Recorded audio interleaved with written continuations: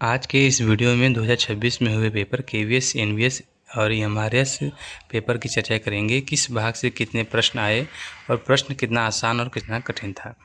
देखिए, जो KVS NVS का पेपर हुआ था, इसमें पीजीटी वाले भाग में पेपर 1 में 5 भाग से 20 नंबर के प्रश्न आए थे।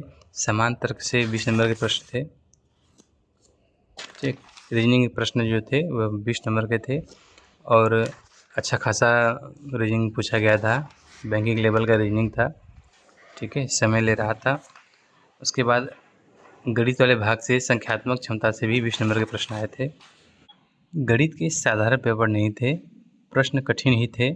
ऐसा लग रहा था कि पीजीटी विषय वालों के लिए, गणित विषय वाले जो पीजीटी की तैयारी कर रहे हैं उनके लिए यह पेपर हो।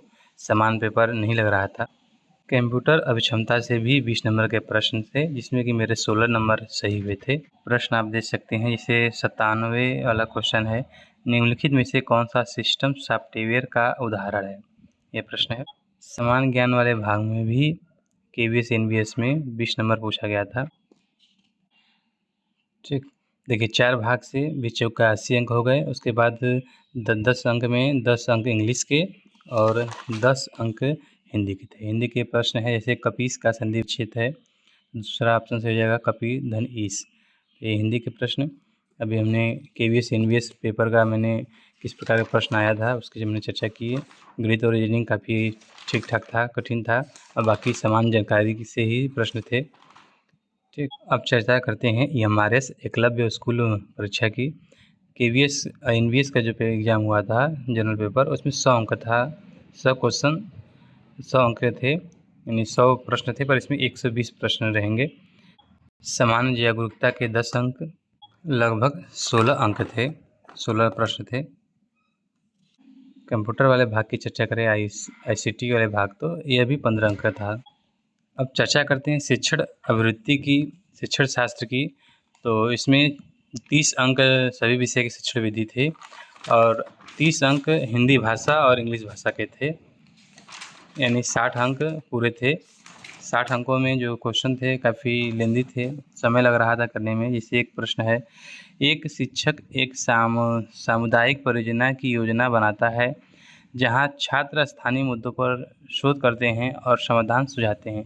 इनमें कौन सा शैक्षिक उद्देश्य सबसे सीधे तौर पर पूरा होता है। इसमें पहला ही ऑप्शन सही होगा, छात्रों के सहयोग और समूह शिक्षा कौशल को बढ़ाना। ऐसे कठिन क्वेश्चन थे, समय ले रहे थे।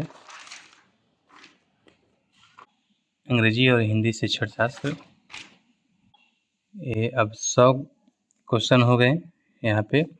अब देखिए 20 क्वेश्चन और थे, जिसमें कि 10 इंग्लिश के और 10 थे आपके हिंदी के। इसमें 20 अंक इंग्लिश और हिंदी भाषा का था, जिसमें कि 20 में 12 अंक पाना अनिवार्य था। ठीक है, 12 अंक पाएंगे तभी आपकी नंबर जुड़ेगा। 12 अंक पासिंग मार्क्स था। ठीक, दोनों में मिला के, ऐसा नहीं है कि एक में फेल हो गया दूसरे में अगर अच्छा नंबर आ गया तो फेल माना जाएगा। दोनों को जोड़ के आपको 12 नंबर लाना था, जो